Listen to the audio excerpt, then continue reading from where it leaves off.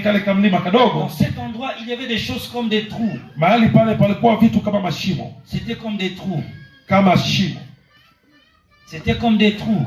Kama shimo. Et à l'intérieur, na ndani des hommes étaient placés. mlikuwa wanadamu. Ils étaient dans des trous d'isolement. Walikuwa katika shimo za kutengwa.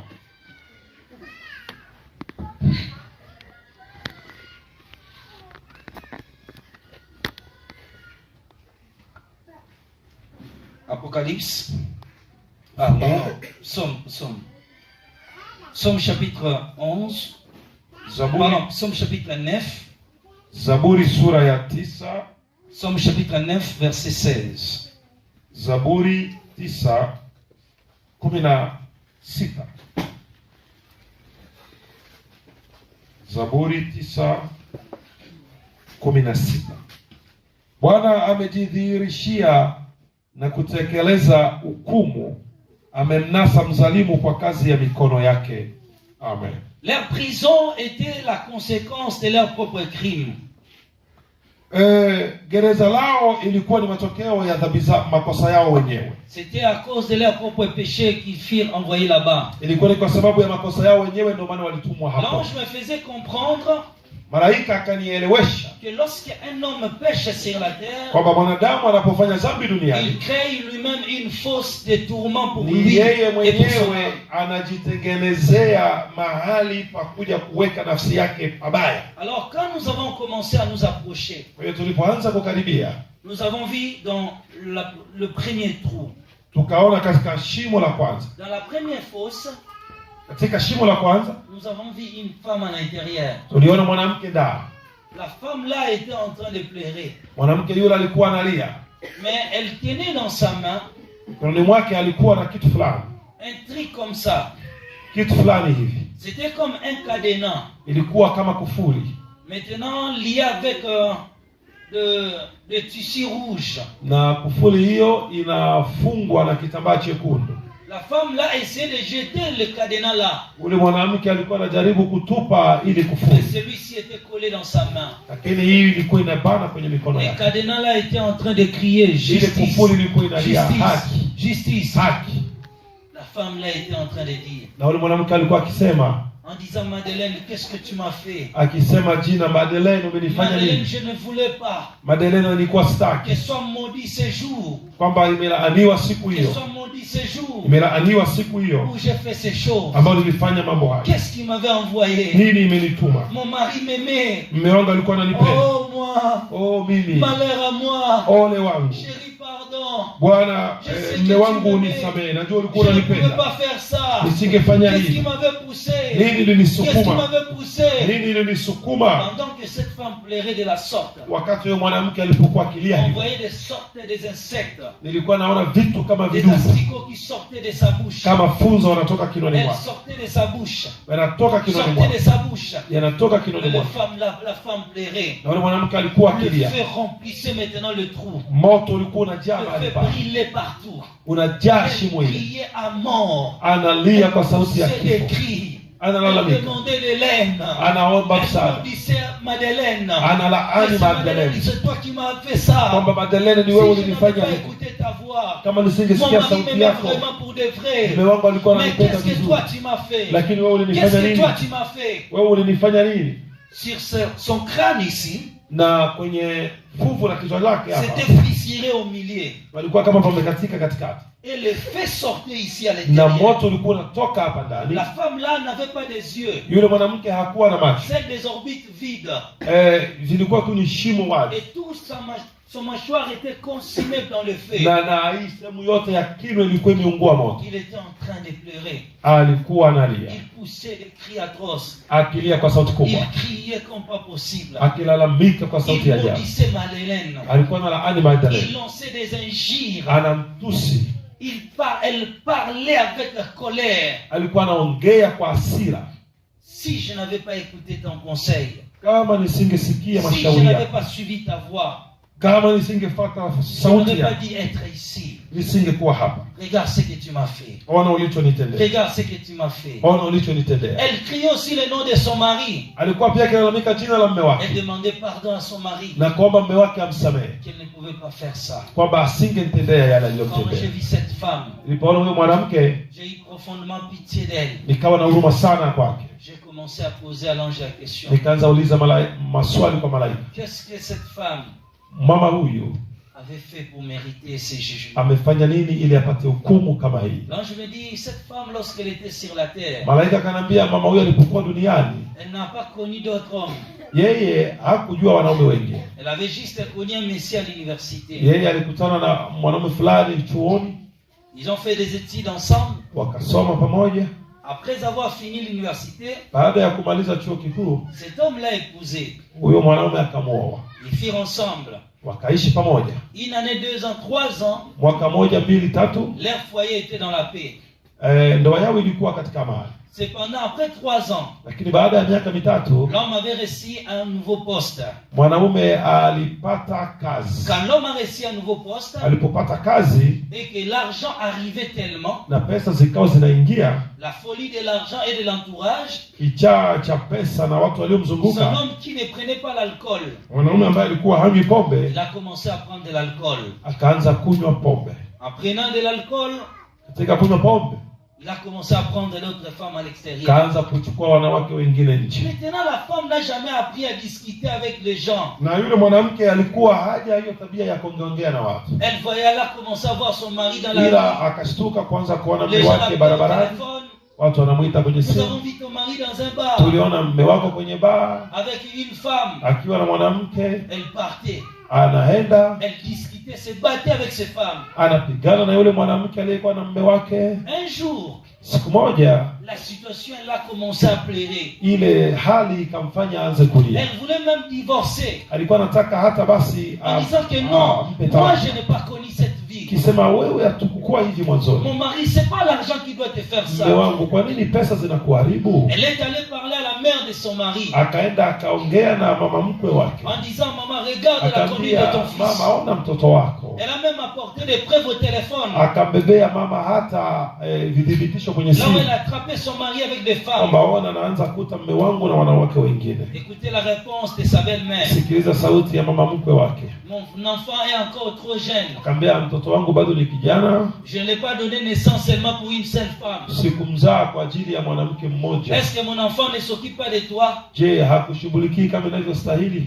Est-ce que mon enfant ne te nourrit pas? Je, hakupi chakula? Toi, tu vis dans une grande maison. Unaishi katika nyumba kubwa, Tu marches, tu te promènes avec le voiture que ton mari t'a acheté. unatembea na magari ambayo mume wako amekununulia. Mon enfant est un garçon. Mtoto wangu ni kijana, Tu dois le laisser aussi faire la vie. muache na yeye aishi maisha. Il est un garçon. Ni kijana bwana, Il changera quand il sera vieux. atabadilika akishakuwa mzee. Laisse-lui profiter de la vie. Muache na yeye avuje mifupa. Quand cette femme avait écouté ces paroles, Sasa huyo mwanamke aliposikia hiyo maneno, c'était insupportable. akasikia kama mama mkwe amemchoma C'était zaidi, difficile pour elle. ikawa vigumu kwake kuvumilia. Elle est rentrée d'ici. Kwa hiyo akarudi kwa mama mkwe, yuko hoi, Elle est rentrée akarudi hana hali chez elle. nyumbani kwake, Elle a commencé à pleurer. akaanza kulia. C'est comme ça qu'elle va appeler son amie Madeleine. Ndi katika mazingira hayo akaita rafiki yake Magdalene Quand kwenye son simu. amie Madeleine arrive, Wakati Magdalene alipofika, elle dit, rafiki mon ami, yake regarde ce que mon mari me fait. akamwambia, ona hali ya mume wako imebadilika Son ami ghafla, l'a trouvé en train de pleurer. kwa sababu rafiki yake alimkuta analia Les yeux étaient tellement gonflés na parce macho qu'elle avait beaucoup pleuré. yamevimba kwa sababu amelia sana.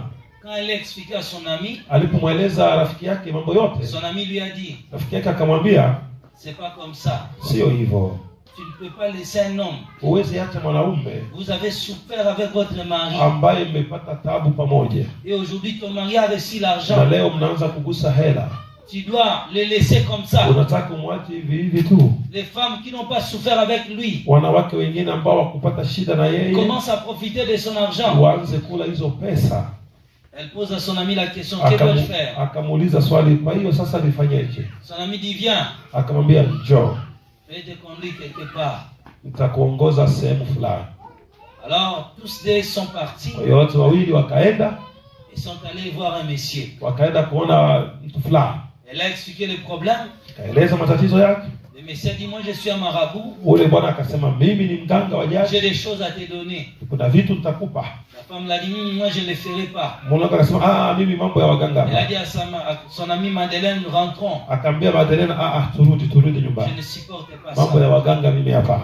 Quand ils sont sortis, Walipotoka, Madeleine a dit, tu n'es pas intelligente. Madeleine akaambia mbona wewe kama una akili? Ton mari te fera souffrir. Mume wako bado atakutesa Tu sana. laisses ton mari entre les mains d'autres femmes. Unamwacha kwenye mikono ya wanawake Elle a wengine. dit, non, moi je ne peux pas comme Akasema ça. hata kama hivyo waganga hapa. Elle est rentrée. Wakarudi. Au bout d'une semaine, Baada ya wiki elle attrape encore son mari avec une autre femme. akamkuta tena mume wake na mwanamke mwingine. Elle appelle encore Madeleine, tu vois, Akaita tena il Madeleine. continue, il Mume wako continue. bado anaendelea na yale mambo. Madeleine a dit, que dois-je faire? Madeleine akasema sasa wewe Je te nikusaidia. montre le chemin, tu ne veux pas. Nimekuambia mahali pa kwenda unakataa. Elle dit, cette fois-ci, nous irons. Akasema twende basi nitakubali. Elles sont parties ensemble. Kwa hiyo wakaenda pamoja. Alors, quand elles sont arrivées, Walipofika, le monsieur là yule bwana les a demandé 50 000 shillings du Kenya, parce que c'était au Kenya. akawaomba 50,000 za Kenya, sababu ilikuwa ni Kenya. Alors, le monsieur là, Yule bwana quand elle a demandé ce montant, alipoomba zile pesa, cette femme huyo mwanamke a donné 50 000 shillings akatoa du Kenya. hizo 500,000 za Kenya. Quand elle a donné cet argent, Alipotoa hizo hela, le monsieur dit, lève-toi, bwana akasema simama, je mettrai quelque chose dans ton corps. kuna kitu nitaweka mwilini mwako. Chaque fois que ton mari te verra, Kila wakati mume wako atakapokuona, il ne va plus supporter ta présence. hataweza vumilia uwepo wako. Le monsieur a pris un parfum, Ule bwana akachukua perfume fulani, il a pompé sur le corps de la femme. akapiga kwa mwili wa yule mwanamke. Mais au préalable, il a dit à la femme, enlève tes habits. Lakini kwanza aliambia mwanamke vua nguo. La femme a enlevé toutes ses Yule habits. mwanamke akavua nguo zake zote. Le monsieur a versé, a pompé les parfums. Baadaye yule bwana akampiga perfume Lorsqu'il fulani. a pressé les parfums, Alipopiga ile perfume, il a dit, écarte tes jambes. akamwambia sambua miguu yako. Il a encore pressé les parfums Baadaye akapiga perfume nyingine dans sa partie intime kwenye sehemu zake za siri et sur ses seins, na kwenye y kifua compris chake sur son visage. na kwenye sura yake. Il a dit, quand ton mari viendra ce soir, Akamwambia mume wako atakaporudi jioni ya leo, insiste que tu as besoin que vous couchiez ensemble. sisitiza mfanye tendo la ndoa naye. Quand vous allez coucher ensemble, Utakapofanya hilo tendo la ndoa, il te dira, chérie, je ne t'ai jamais trouvé goût comme je te trouve. atakwambia mpenzi, leo nimeona uko vizuri sana. Et toi, tu diras ceci, Na wewe utasema hivi, tu es toujours mon mari. wewe ni mume wangu daima. C'est comme ça Na ni hivyo que cet homme sera condamné ici. huyo mume wako tutamfunga Le huko. monsieur a pris un cadenas, Kwa hiyo bwana akachukua kufuli, il a ouvert, akafungua, il a introduit la clé ouverte, akaingiza funguo, akafungua, il a donné un papier, la femme a écrit le nom de son mari. akachukua, akaomba karatasi, mwanaume akaandika jina la mume Le wake, monsieur a bloqué, wakaweka kwenye kale kakitundo il ka a pris la kufuli. clé, Baadaye akafunga et sasa la femme kufuli. jette ça dans la rue. Baadaye akachukua kufuli, akampa mwanamke, akamwambia tupa hizo funguo. A fait aussi comme Yule ça. mwanamke naye akachukua zile funguo akatupa. Elle est rentrée. Kwa hiyo Et akarudi. quand son mari est arrivé, Sasa mume wake aliporudi, elle a insisté qu'il pouvait coucher ensemble. alisisitiza kabisa wafanye tendo la ndoa siku Son hiyo. mari, à cause de l'odeur de ces parfums-là diaboliques, Mume wake kwa sababu ya harufu ya ile perfume ya le mari kichawi, était attiré. mume wake akakubali, Ils sont allés coucher ensemble. kaenda wakalala Et pamoja, le mari a répété exactement na cette mwanaume phrase. akarudilia maneno yale Tu n'as yale, jamais été goût comme je t'ai trouvé kwamba aujourd'hui. hujawa mzuri kama nilivyokuona La leo. femme a dit non, tu es toujours mon mari. Na mwanamke naye akajibia vile vile, akasema wewe ni mume wangu daima. Tokea siku ile Son mari ne le trompait plus. mume wake alikuwa amdanganyi Son tena, mari ne trompait plus cette femme. alikuwa adanganyi yule mwanamke Ce tena. mari est resté fidèle. Mume wake akabaki mwaminifu kwake. Maintenant, elle devait rentrer chez ce féticheur après 3 mois. Kwa hiyo ilikuwa inabidi arudi kwa ule mganga kila baada ya miezi mitatu. Après 3 mois, elle est encore rentrée. Baada ya miezi mitatu akarudi tena. Le féticheur là lui dit, cette fois-ci, Ule mganga akamwambia, sasa tu vas coucher avec moi. utalala na mimi sasa, En tout cas, cette fois-ci, ton mari va commencer à t'acheter des maisons. na tukifanya na wewe tendo la ndoa hapa, mume wako nyumbani kule atakununulia hata La femme nyumba. l'a dit, non, laisse-moi d'abord réfléchir. Ule mganga akasema, hivyo hapana, hiyo ni Je n'ai ngumu sana. jamais couché avec un homme de toute ma vie. Sijawahi mimi kutembea na mwanaume mwingine maisha yangu yote. Le féticheur a dit, non, ça Yule- c'est pour la cérémonie. cérémonie. Ule mganga akasema hapana, hii ni moja miongoni mwa process za hii kazi. Elle dit non, laisse-moi d'abord aller réfléchir. Akasema hapana, wacha kwanza nirudi nikawazi. Et quand elle est rentrée, na aliporudi, elle a dit non, je ne le ferai plus. Akamjibu akamwambia hapana, Je ne siwezi peux pas fanya donner mon kitu corps à kama un autre homme. siwezi ruhusu mwanamume mwingine anijue. Elle n'a pas voulu rentrer là-bas. Kwa hiyo hakurudi tena kwa ule mganga. Elle a décidé de rentrer à l'église. Akaamua arudi kanisani. Elle n'a jamais aussi dit à son pasteur. Na hata hivyo pia hakuambia mchungaji Elle a lolote. commencé juste à prier pour ça elle-même. Yeye akaanza tu kuombea hilo swala mwenyewe. Elle a parfaitement oublié l'histoire de ses féticheurs. Akasahau mpaka mwisho wa habari za huyo mganga. Et elle a continué sa vie avec son mari. Na akaendelea na maisha yake na mume wake. Et après, ils n'ont pas eu encore de problème. Na kweli ni kwamba wakupata matatizo tena. Mais quand elle est morte, Lakini sasa alipokufa huyo mwanamke, et l'ange me dit c'est comme ça que les démons sont venus la chercher. Mapepo yakaja yakamchukua. Et elle réclamait non, moi je suis chrétienne. Na yeye alikuwa anasema mimi ni Mkristo. Parce qu'elle était devenue même chantre à l'église. Sababu kanisani alikuwa hata mwimbaji. Elle réclamait d'avoir servi Dieu. Alikuwa anasema nilimtumikia Mungu kazi. Récemment, les démons lui ont montré le film. Lakini alipokufa tu mapepo akamwonyesha hiyo movie yote ya siku ile. Ouais, elle est allée chercher cela. Ambayo alienda kutafuta Elle dit mais ce sont des choses déjà passées. Akasema lakini ni mambo yaliyopita zamani. Les démons lui ont dit. Mapepo yakamwambia L'accord était déjà traité. Mkataba ulikuwa umeshatengenezwa Les démons tayari. l'ont entraîné par la force en enfer. Kwa hiyo wakamuingiza kwa nguvu kuzimu. C'est comme ça qu'ils sont partis avec elle. Na ni hivyo wakaenda. Voilà pourquoi cette femme est ici. Ndio maana yule mwanamke naye alikuwa J'étais profondément choqué nikasononeka en sana écoutant l'histoire de cette femme. niliposikia habari za yule mwanamke. J'ai dit mais elle, Nikasema lakini yeye elle avait prié. aliomba. Donc je me dis, Malaika akasema si les conditions du pardon, kwa shurti na kanuni za msamaha de la confession n'est pas respectée, na usipoheshimu shurti na msamaha katika kutoba, alors le pardon n'est pas obtenu. huo msamaha huwezi upata. Je lui ai posé la question, qu'est-ce qu'elle devait faire? Nikauliza malaika kwani angefanyaje ile Donc je atubu me dis, vizuri. elle devait Malaika confesser cela auprès d'un homme de Dieu. Malaika akasema ingebidi ayatubu hayo mbele ya mtumishi wa Première Mungu. chose, Jambo la kwanza, elle devait confesser auprès d'un homme de Dieu. angetubu kwanza mbele ya mtumishi Il wa me dit, Mungu. lorsqu'une personne rencontre un féticheur, Mtu yeyote anapokutana na mganga wa et jadi que l'alliance a été traitée au prix de quelque chose, na akachukuliwa kitu fulani au agano cette likawekwa femme kati yake na yule devait mganga, aller auprès d'un homme de Dieu. jambo la kwanza mwanamke huyo aende kwa watumishi wa Maintenant, Mungu. quand elle avait vu le féticheur, Sasa alipoenda kuona waganga wa jadi et que l'accord était traité au moyen de l'argent, na agano likafanywa kupitia pesa après la alizozitoa, confession d'un homme de Dieu, baada ya kutubu kwa mtumishi wa le Mungu, pasteur devait faire appel à son mari. mchungaji angeita mme wake Et la femme devait confesser cela auprès de son mari. na yule mwanamke angetubu yale Elle n'a mbele ya mme pas wake, manipulé spirituellement. kwa sababu alitumia mme wake vibaya kiroho. Alors de la même manière que cette femme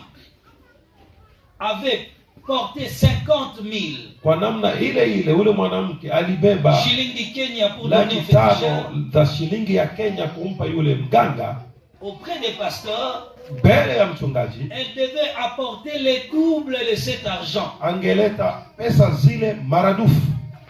De la même manière, parce que l'alliance qui est traitée par une offrande doit être brisée par une offrande. Kwa sababu agano lililowekwa kwa pesa linavunjwa pia kwa pesa. Puisqu'elle a capturé son mari au travers de cet argent-là, Kwa sababu alimshika mume wake kupitia zile en pesa. signe de punition, Kwa mujibu wa elle doit kwa doubler la adhabu somme lazima aweke maradufu et venir auprès de son na pasteur, aende kwa mchungaji wake confesser, kutubu hiyo, et le pasteur fera appel au na mari. mchungaji ataita mume wake Elle confesse auprès du mari, na anatubu mbele ya mume wake, et l'argent comme prototype na zile pesa kama vunja agano pour briser cette alliance ili kuharibu kabisa vile sera vifungo donné itatolewa pia afin de briser les 50,000. ili kuharibu ile 50,000. Le pardon est obtenu par le processus de la confession, Sasa akiheshimu hizo taratibu ndo mais les msamaha 50,000 unatolewa. là, Lakini ile pour 50,000 briser les contrats, iko kwa ajili ya kuvunja ile mikataba, lazima iwe mara mbili comme réparation à Dieu. kama vile kutengeneza mbele za Bwana. Et cette observance n'a pas été faite. Lakini yule mwanamke hakuheshimu hizo kanuni na taratibu. Voilà pourquoi cette femme Ndio maana huyu mwanamke s'est retrouvée là-bas. alijikuta yuko pale. Nous avons dépassé aussi cette femme. Tukapita huyo mwanamke. Quand on l'a dépassé, Tulipompita dans la prochaine fosse, katika shimo lililofuata, nous avons vu une cage plongée à l'intérieur. tuliona pana tenga limeshuka ndani. Je vis quelqu'un était en train de pleurer. Niliona mtu alikuwa akilia. Une femme était en train de se battre dans la cage. Mwanamke fulani alikuwa anapambana ndani ya lile Elle tenga. essayait de toucher, affleurer. Elle essayait de toucher les barreaux de sa cellule. Alikuwa anatafuta kushika zile Se nondo za affleurait dans tenga le lile. feu. Elle poussait des cris, elle criait, elle demandait faites-moi sortir. Je suis prête, je vais abandonner. Je suis Nataka prête, niache, je niko suis tayari, prête, je niko suis tayari, prête, niko je suis tayari, prête. niko tayari, niache.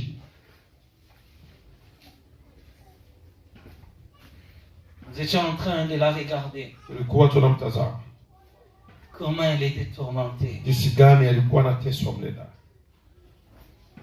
Devant elle, dans sa fosse, dans sa cage, Mbele yake katika lile tenga lake se trouvait un chaudron. Un chaudron. C'est qu'on nous amène là pour mettre le feu le soir. okay. Mbele yake kwenye lile tenga lake mbele kulikuwa kitu solicitor cha kama tunaita bambulasi. Sijui solicitor sasa mnahitaji. Ile ambao wanaweka moto kwa kupikia kama ile mnaotuletea pale. Jiko la mkaa. Jiko la mkaa. Sisi tunaita bambula. Kwa hiyo mbele yake kulikuwa jiko la mkaa. On cherche ça, je vais vous montrer. Mais lui connaît, non? C'est que tu nous amènes pour mettre les fraises de la nuit, pour nous chauffer la maison. Ah, ok. Jiko la mkaa.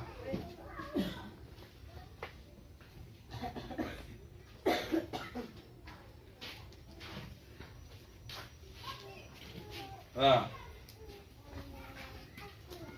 Bon, il y a plusieurs formes. Kuna aina nyingi lakini si jiko la mkaa mnalijua. Nafikiri ayombe hata mpaka kuwaonyesha.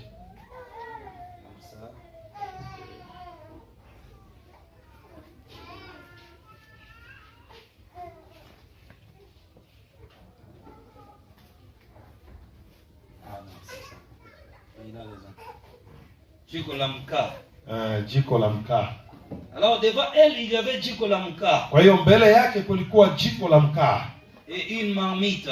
na chungu juu. À l'intérieur, il y avait la nourriture. Na ndani mlikuwa chakula.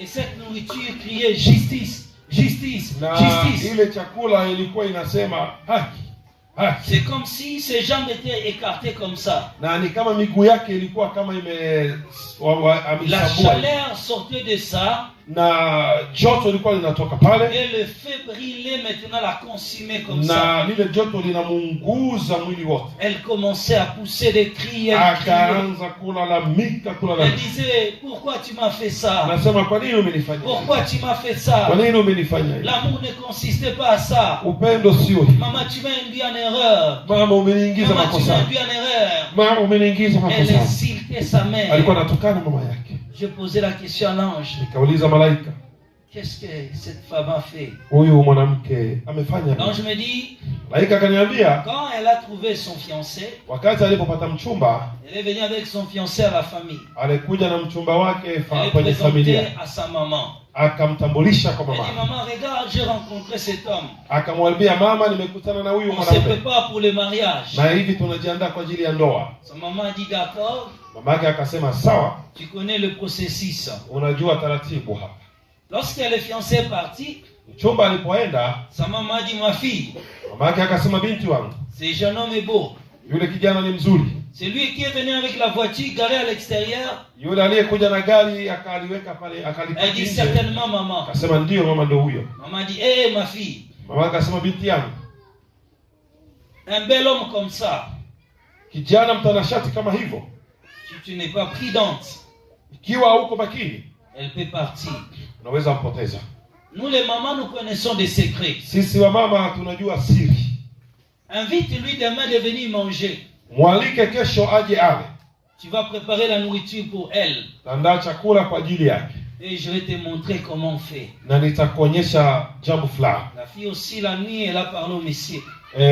Binti naye usiku akaongea na ule jamaa. Chérie, tu sais que je t'aime beaucoup. Kamwambia unajua mpenzi na kupenda sana. Tu sais ma mère t'a beaucoup apprécié. Na mama yangu pia amekupenda sana. Et elle m'a dit de t'inviter que demain tu viennes manger avec nous. Na amesema nikualike kesho uje ule chakula pamoja nasi. Non, moi je ne peux pas manger chez vous, je ne t'ai pas encore marié. Yule jamaa akasema hapana, mimi siwezi kula kwenu, sijakuoa, sijaweka chochote.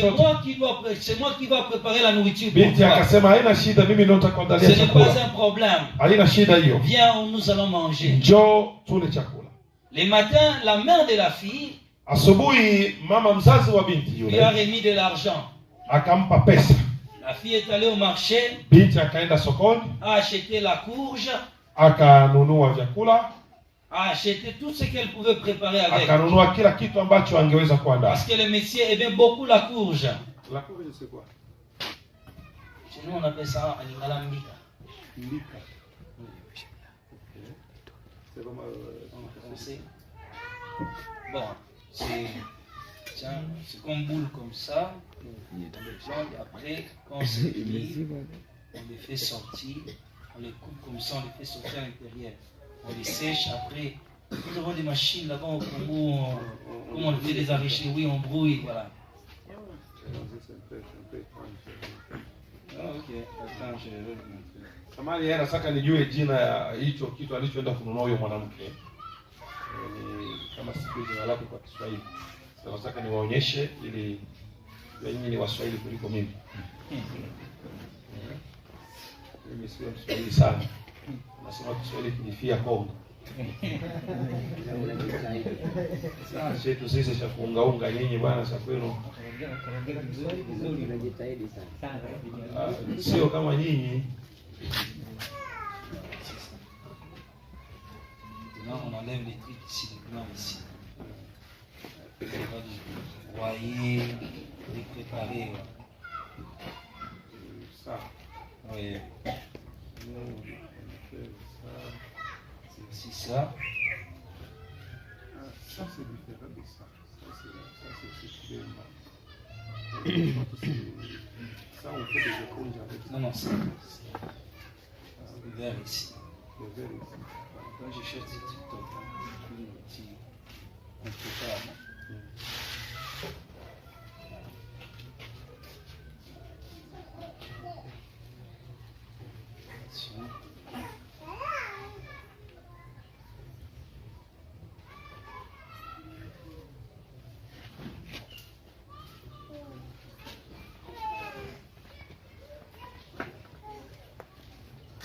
Voilà, vous voyez ça? C'est ça, forme de coupeur aussi. Donc ce sont les trucs là de l'intérieur. Les blancs là de l'intérieur. Oui, c'est que oui, après avoir mis ça sur la machine. Voilà, vous voyez comme ici. Les formes de pont. Ça c'est le tomate. Oui, on est même là-bas. Il est en train de montrer voilà, comment la préparer.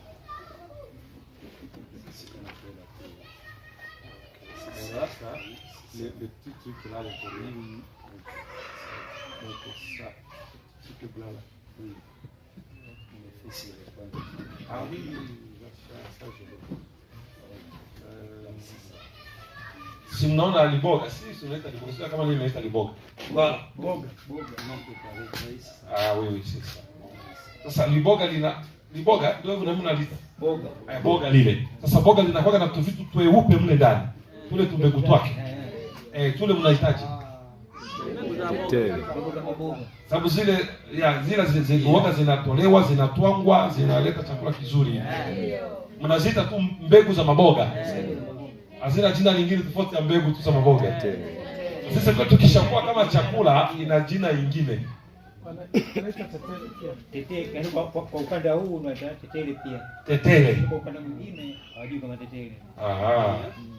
Okay. Sawa, ndio wameshajua. Ils connaissent déjà. Mbegu za maboga. Mbegu za maboga. Pastor. Ndezi. Mbegu za maboga.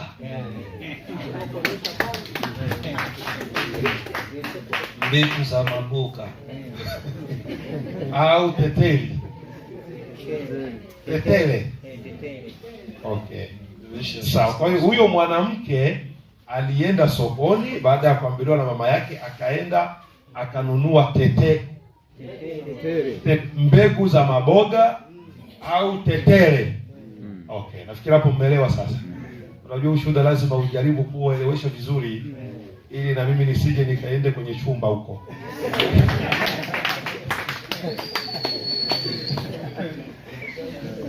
Yes, c'est boga. Because Alors, boga. oui, boga. Boga. Boga. Mhm. Swahili. So mbegu sasa semasi. Mm. Mbegu za maboga. Maboga. Maboga si kuilie. Ok. Alors, la femme Sasa yule mwanamke est allée acheter mbegu za maboga.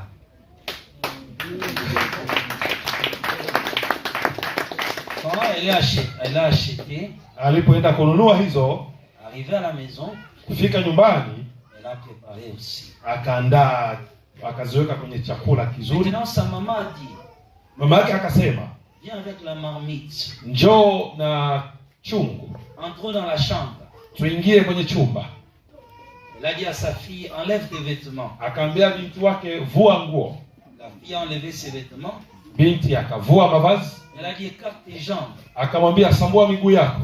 La fille a écarté ses jambes Binti akafanya hilo au-dessus du marmite, de la kwenye marmite. chini ya lile chungu. Commence à parler. Anza kuongea, Quand tu mangeras ces repas, utakapokula chakula hiki tu m'aimeras. utanipenda, Tu m'épouseras seulement moi. utanioa mimi tu, Tu ne trouveras pas une autre femme. hautaoa mwanamke mwingine Jusqu'au mariage, mpaka tutakapofanya je ndoa. serai toujours ta femme. Mimi nitakuwa tu mke wako Tu n'auras pekee, pas une autre femme sur la terre. hautakuwa mwanamke mwingine Tu duniani, ne vivras qu'avec moi. utaishi na mimi tu. Après, sa mère a dit, Baadaye mama yake akasema, prends ton doigt, chukua kidole chako, introduis dans ta partie intime. kiingize katika sehemu zako za siri, Fais sortir tes pertes blanches utoe yale majimaji yako ya sehemu za siri, et mélange avec mbegu za maboga. na uzichange na hizo mbegu za maboga.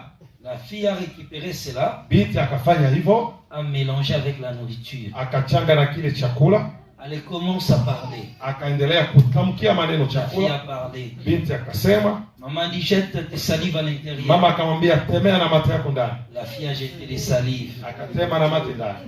Dit, c'est l'homme de ma vie. Sema, huyu mwanaume hata niache. Après, Baadaye lorsque le monsieur est arrivé, jamaa akafika, à 16h, ilikuwa mida ya saa 10, on l'a servi aussi à manger. akapewa chakula kama kawaida. Maintenant, elle a appelé la fille en secret. Akaita binti pembeni, Viens manger avec moi. njoo tule pamoja. Sa maman dit, non, non, non, Bokilo. Binti yake mama akasema, no, hapana mama, Beau-fils. hapana mke wangu. Beau-fils, Mke wangu hapana. c'est pour toi-même. Hicho chakula ni chako mwenyewe. Mange, c'est pour toi. Wewe kula ile chakula chako tumekuandalia Bon, comme wewe. c'était dans la maison de sa belle Sasa kwa famille, vile ni pale ni ukweni, l'homme a mangé. jamaa kala chakula.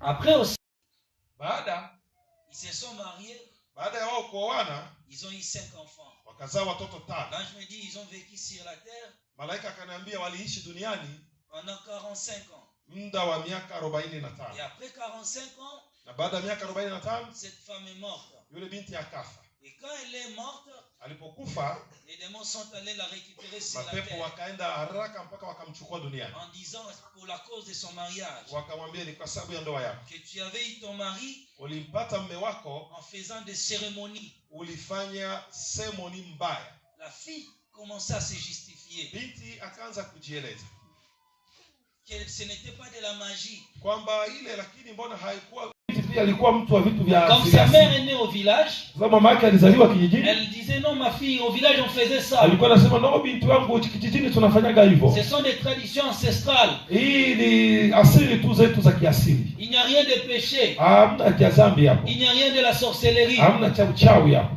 La fille a vécu sur la terre Binti aliishi duniani sans soupçonner que cela était une mauvaise pratique. bila kufikiri kama lile jambo lilikuwa jambo mbaya. Elle n'a jamais compris cela. Alikuwa hajawahi kuelewa hilo. Elle n'a jamais compris cela. Alikuwa hajawahi kuelewa hilo. Marc chapitre 7 verset 8. Marko 7:8. Elle pensait que c'était seulement la tradition. Yeye alifikiri labda ni asili. L'ange me dit, derrière telle pratique, Malaika akaniambia, quoique elle et sa mère étaient des ignorantes, katika mambo kama haya hata yeye kama na mamake walikuwa de hawajui. telles traditions Asili kama hizo cachaient tellement le pouvoir satanique. zinabeba nguvu sana za giza. Marko combien? Marko 7:8. Marko sura ya 7 na mstari wake wa 8. Ninyi mwaiacha amri ya Mungu na kuyashika mapokeo ya wanadamu. Ninyi mwaiacha amri ya Mungu na kuyashika mapokeo ya wanadamu. On dit vous abandonnez les commandements de Dieu, vous observez la tradition des hommes. Alors elle et sa maman, yeye na mamake, donc je me dis, étaient des ignorantes.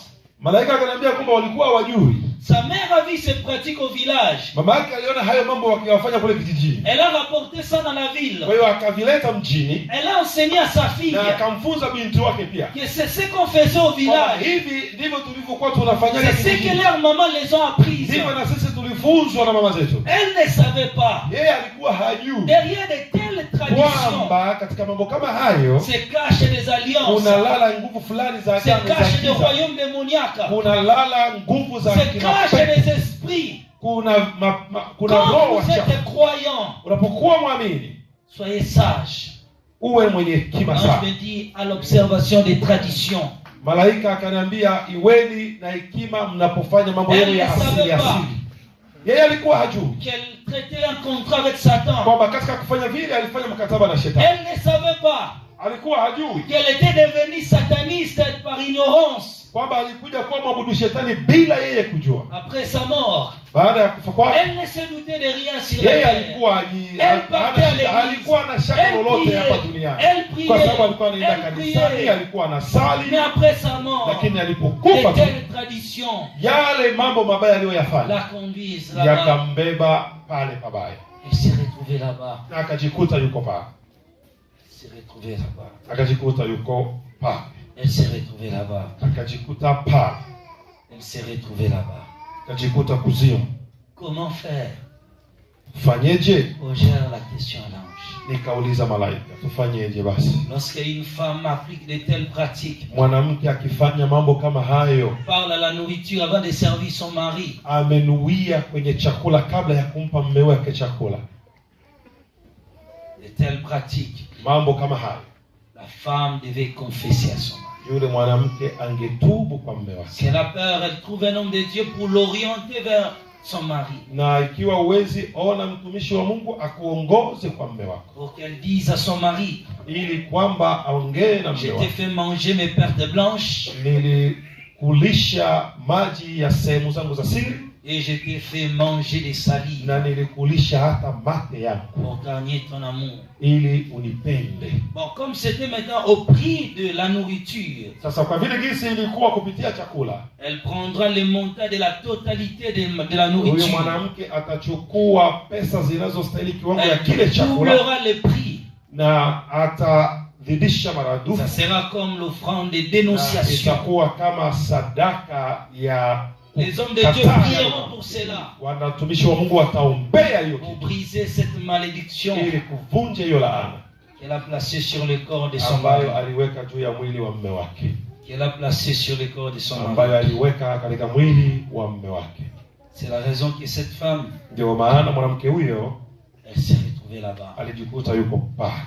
Elle s'est retrouvée dans cet endroit. Alijikuta mahali pale pour avoir fait manger à son mari, kwa sababu alimlisha mume wake les saletés pareilles, mambo mabaya machafu kama haya. Après que nous avons dépassé cette femme, tulipompita huyo mwanamke, nous avons encore trouvé une autre femme. Tukakuta mwanamke mwingine.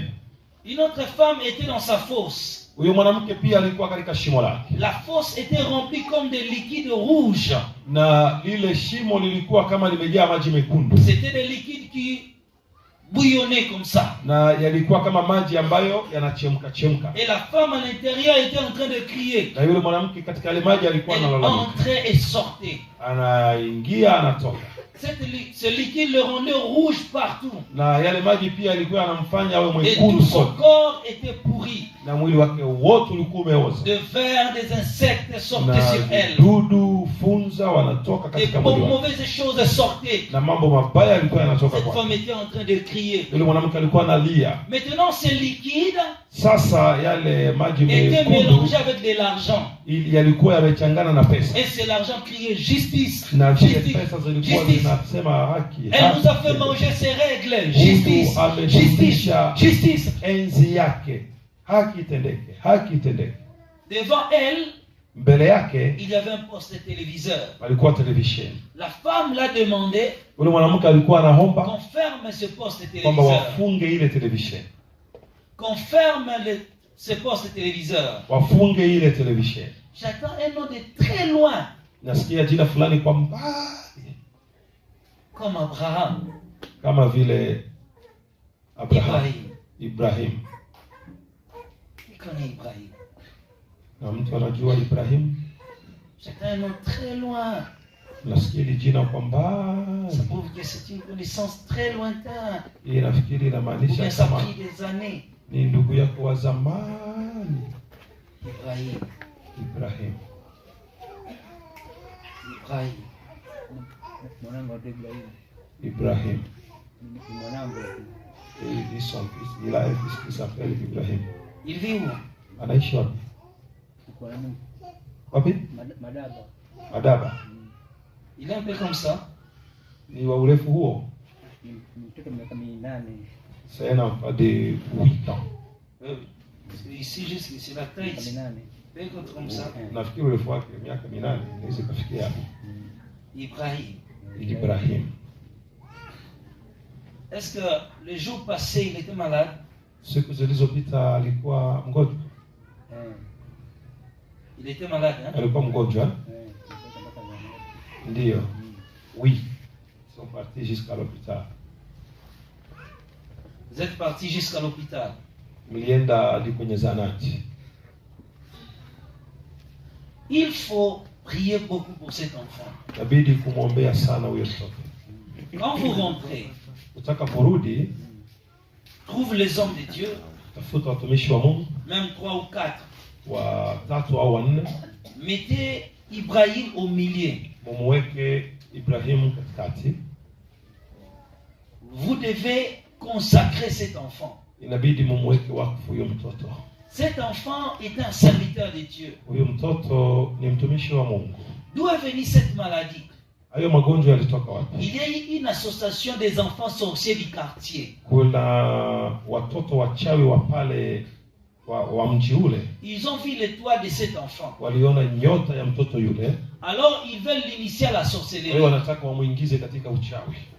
Qu'est-ce qu'ils ont fait? Walifanya nini?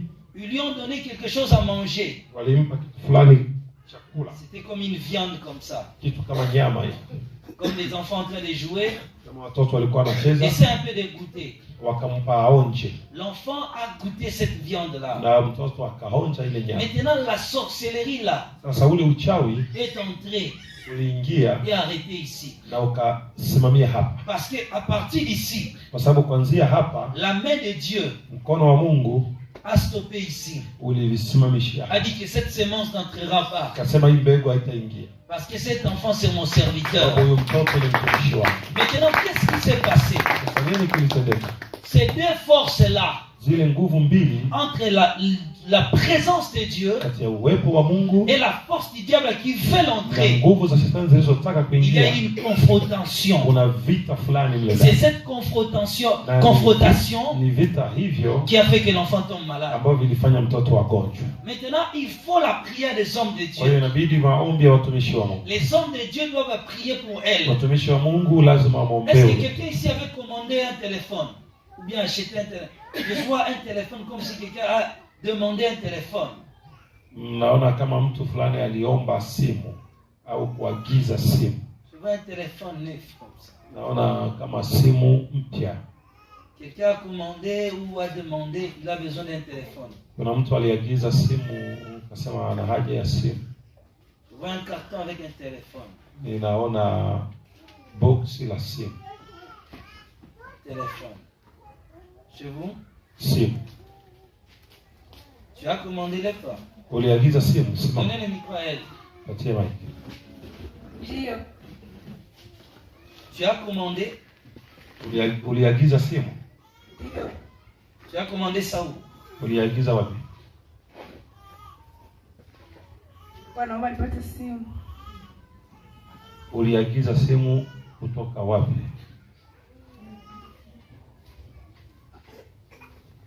Elle priait pour avoir un téléphone. Non, je parle de quelqu'un qui a commandé un Sio téléphone. mtu anayeomba apate A besoin simu, d'un ni téléphone. mtu ambaye Je aliagiza. dis pas quelqu'un qui prie, qui demande à Dieu un téléphone.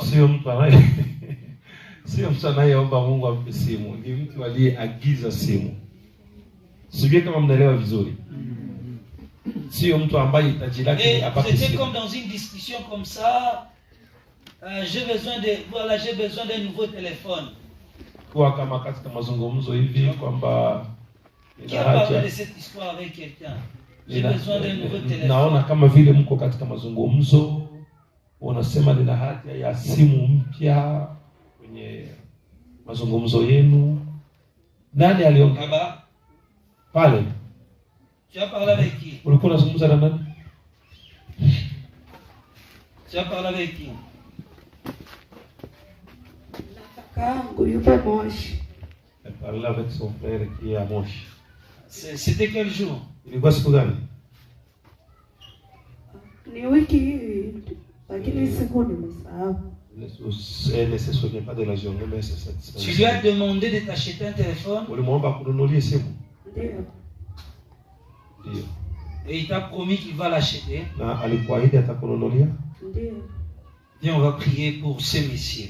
Priez Njoo. pour la personne là qui veut acheter les téléphones. Unabidi kuombea ule mtu ambaye C'est ton amesema frère? atakununulia simu. Ni ndugu yako? Ndio. Tu vas prier pour lui. Utamwombea. Parce que je vois la personne qui promet les téléphones, Sababu naona mtu ambaye ana ahidi atakununulia simu. mais celle-ci n'arrive pas encore. Ndio, lakini niliagiza muda mrefu lakini ina vipingamizi. Elle dit, elle a commandé ça fait longtemps, mais c'est comme s'il y a des blocages. D'accord. Ce qui m'intéresse, ce n'est pas les téléphones. Kinachonihusu hapa sana sio simu, Parce que les téléphones, vous l'aurez. sababu simu mwisho utaweza Mais kuipata, c'est juste les canaux par lesquels cela doit lakini venir. njia ambayo hiyo simu itakuja. Mettez ces derniers en prière. Umwombee huyu mtu. À part les difficultés, Kinyume ya matatizo, je vois une mauvaise nouvelle de la mort. naona kama taarifa mbaya ya mauti. Je pose la question, est-ce que c'est ton frère? Je, ni ndugu yako?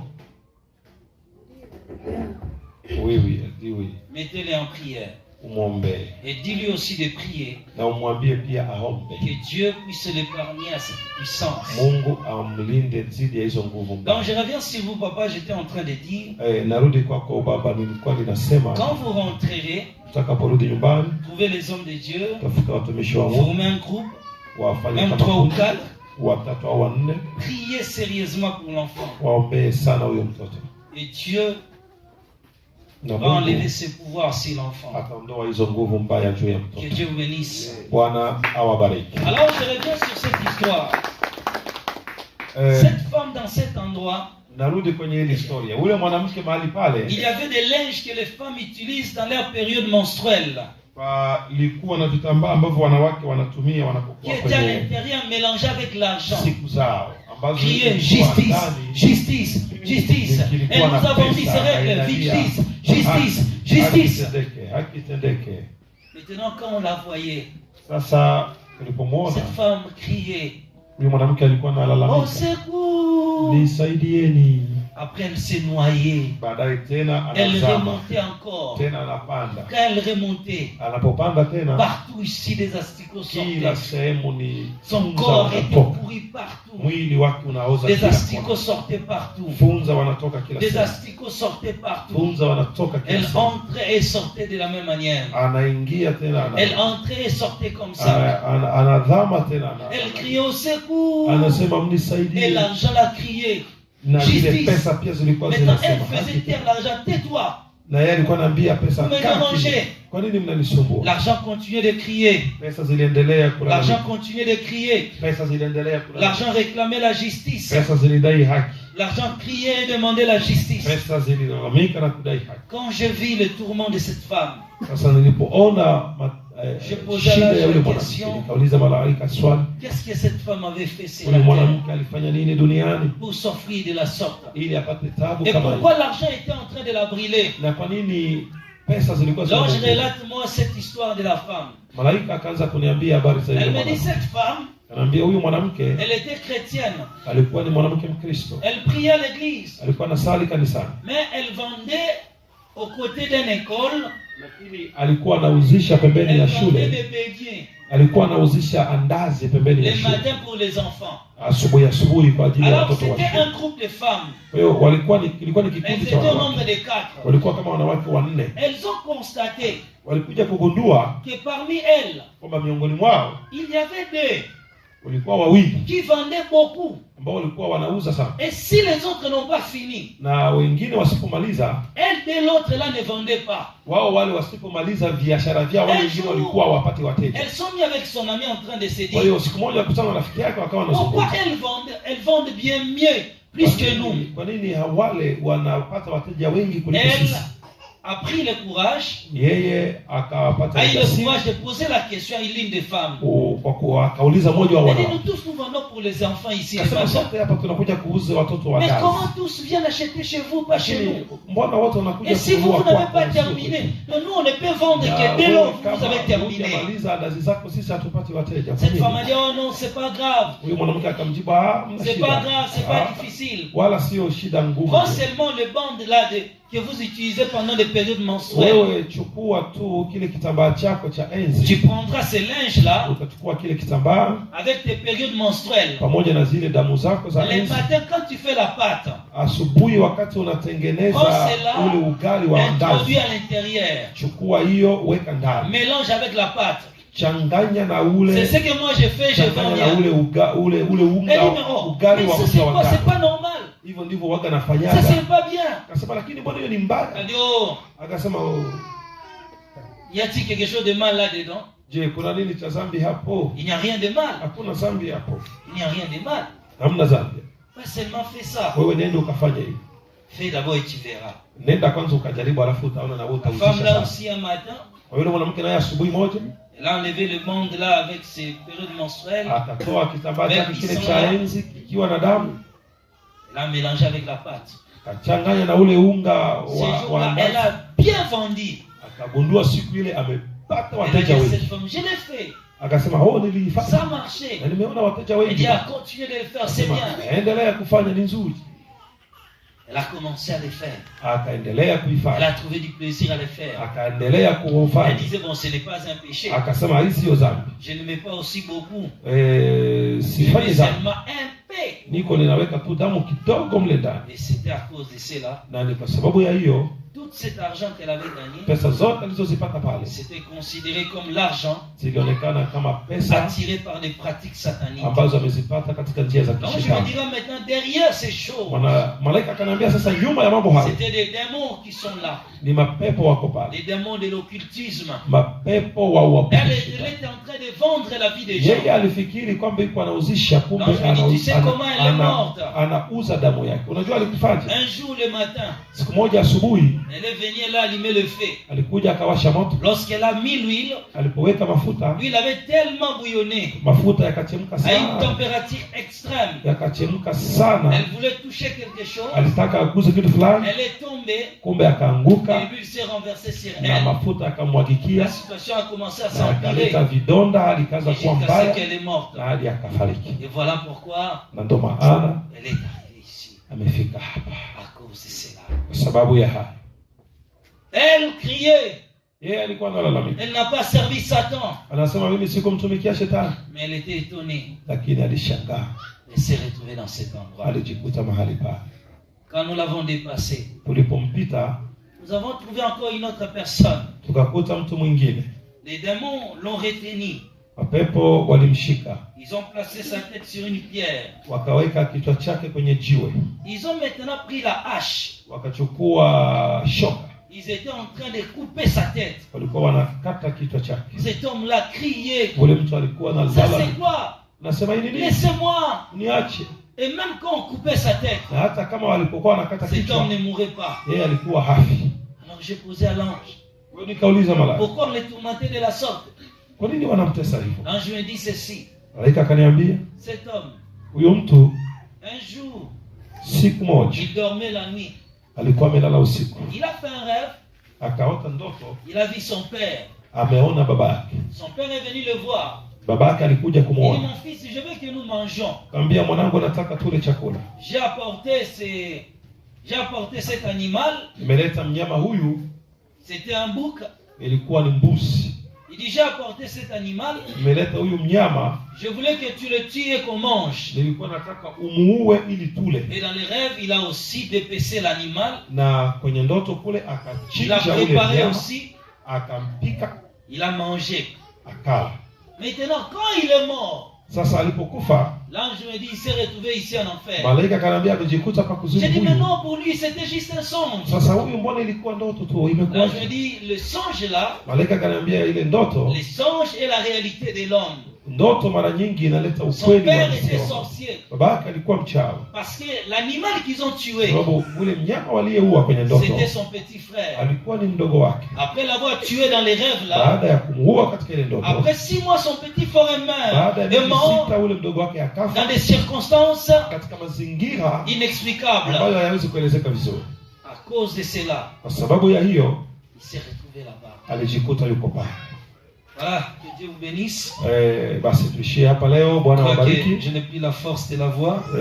Naona hata nguvu za sauti sina. Que Dieu vous bénisse. Bwana awabariki. Regarde, pour diverses raisons, Ona kwa sababu tofauti les gens tofauti, se sont retrouvés dans un lieu de tourment. watu wamejikuta katika eneo lile. Les gens se sont perdus pour toujours. Watu wamepotea daima.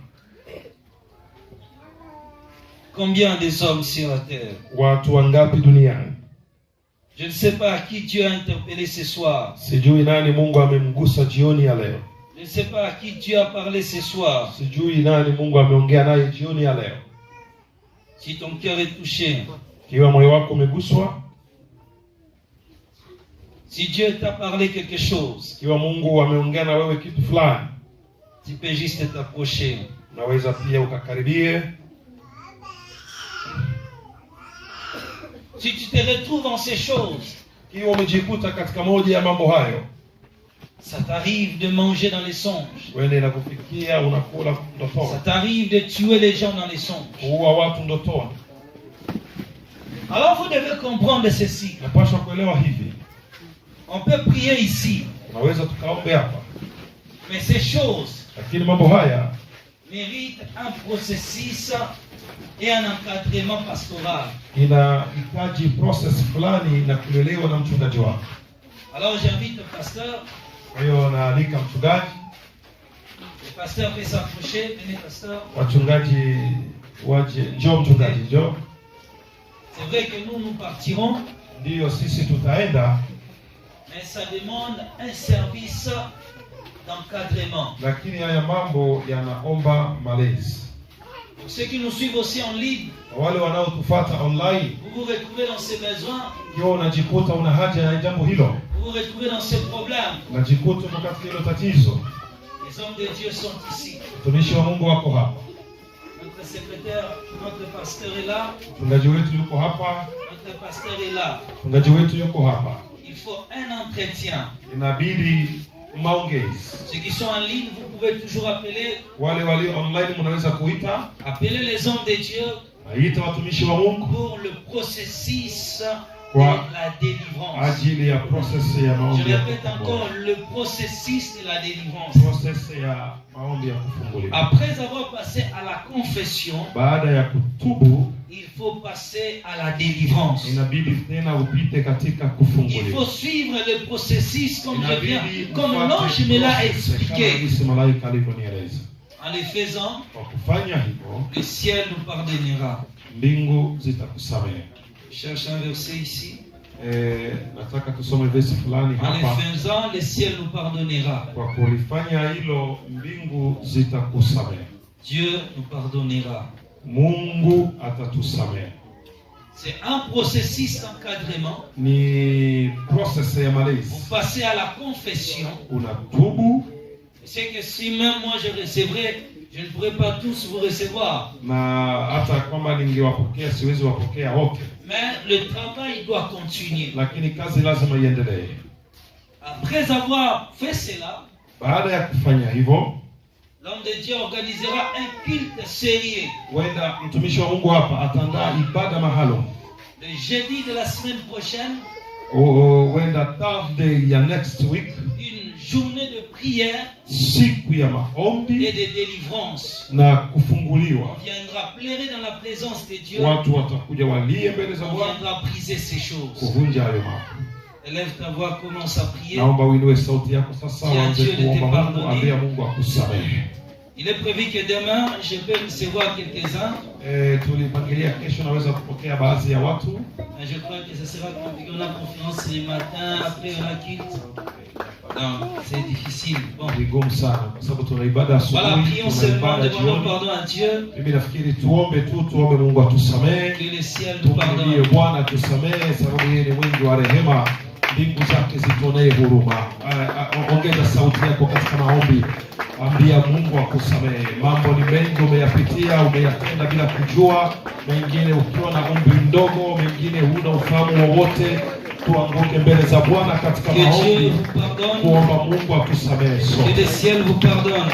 Omba Mungu akusamehe, ambia Bwana akusamehe. De Jésus Christ. Bwana akusamehe katika jina la Yesu Kristo. Amen. Maintenant, pasteur, on fera comment? Sasa mchungaji, tutafanyaje hapa kuhusu kuonana na les gens comment? Il y a plus de jours. Sababu hakuna siku tena na kesho kuna ibada mbili. On peut sacrifier les cultes de demain pour recevoir les gens comment? Tuue ibada moja kesho kwa ajili ya kuonana na watu ni private au tufanyeje mchungaji? On peut faire la conférence le matin. Tufanye tu ibada la asubuhi. Bien, on reçoit directement les gens na tunapokea watu jioni au tufanye ibada la jioni. Conférence même de 9h à 11h. Comme ça, tout le temps là, on reçoit les gens, on parle avec eux. Donc, je ne sais pas, je demande. Bon, prends le temps, ne me réponds pas ici. Chukua basi muda kwanza wa kuwaza, utakuja kutujibu baadaye sababu pia ni swala ambalo utaambia kanisa. Sawa? Barikiwe. Mbarikiwe, Bwana wabariki. Karudi nafasi zenu.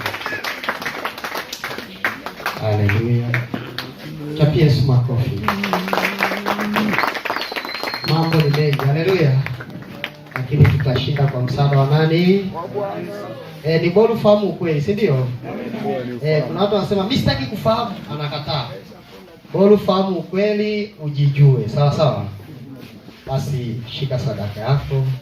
Mtumishi wa Bwana tusogezee hapa. Shika sadaka yako. Tenzi namba 18. Tenzi namba 18. Pastor Gabriel, chukua maiki. Pastor Gabriel, chukua maiki. Twende. Wapi? Ile nyingine iko wapi? Mpe maiki Pastor Gabriel. Twende, tenzi namba 18. Sifa Yesu Ni afana uzima upya uishi naye, umtazama mpaka aje, nyakati zote ni wake yeye, nyakati zote ni mopendoni, nyakati zote ni uzimani, umtazama hata atoke, nyakati zote mimi ni wake. Vita sipigi visivyo haki, na Bwana wangu hapiganiki. Beramu yake haitwariki na popote bila sitaki. Nyakati zote nimo pendoni. Mbona tupige makofi? Nyakati zote ni uzimani. Tazama hata atoke. Nyakati zote mimi ni wake. Nyakati zote nimo pendoni. Nyakati zote ni uzimani. Tazama hata atoke. Nyakati zote mimi ni wake. Pigia Yesu makofi mengi sana. Mlikuwa mnasema siku 10 ni nyingi sana. Mbona ni chache? Sana. Siku 10 ni chache mno. Chache sana. Mambo ni mengi lakini siku chache. Watu wakasema mbona kama siku 10 nyingi? Wala sio nyingi. Ilibidi sio hata angalau 20, si ndio? Ni chache sana. Sawa sawa Kwa hiyo naonelea sababu mimi pia nina roho Bwana kwamba kesho asubuhi tunaweza kuitumia watumishi wa Bwana kuonana na nabii wa Bwana.